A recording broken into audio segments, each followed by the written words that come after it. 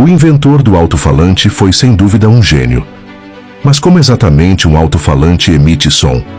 Um alto-falante é composto por várias partes, como a estrutura, o conjunto magnético, a bobina de voz, a membrana vibratória e o suporte da bobina. Ao abrir um alto-falante, podemos ver um ímã permanente, onde a parte superior é o polo norte e a inferior é o polo sul. No entanto, apenas o uso do ímã não é suficiente, pois seus polos estão em lados opostos.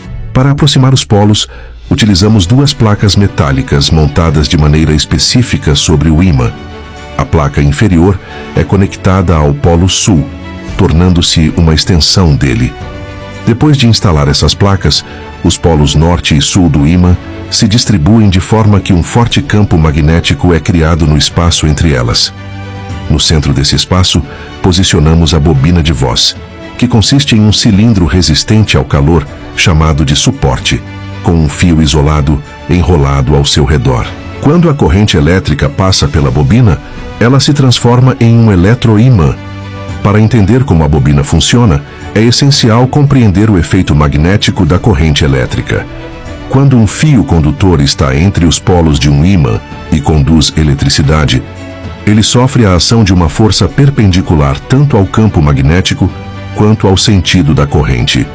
Isso pode ser explicado pela regra da mão esquerda de Fleming.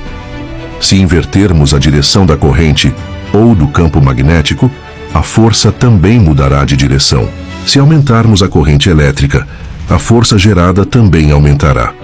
Como a bobina está posicionada dentro do campo magnético, cada parte do fio enrolado sofre uma força na mesma direção. Essas forças se somam, fazendo com que a bobina se mova axialmente. Quando a corrente muda de direção, a força se inverte e a bobina se desloca na direção oposta. O amplificador controla o fluxo de corrente na bobina de acordo com o som desejado, gerando as vibrações necessárias para produzir o som. A bobina de voz é sustentada por um suporte interno, enquanto sua parte externa está conectada à estrutura do alto-falante. Essa estrutura mantém a bobina alinhada e fornece suporte durante o movimento. A membrana vibratória, por sua vez, é diretamente ligada à bobina e se move junto com ela, gerando ondas sonoras no ar. Para fixar sua parte externa, utiliza-se uma borda flexível feita de borracha ou papel, chamada de suspensão, que permite o movimento adequado da membrana. Quando o amplificador reproduz um som, ele envia corrente à bobina de acordo com as variações da onda sonora, fazendo-a vibrar.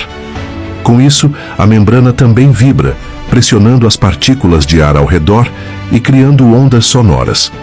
Quando a membrana se move para frente, forma-se uma região de alta pressão, enquanto a área à sua frente tem baixa pressão.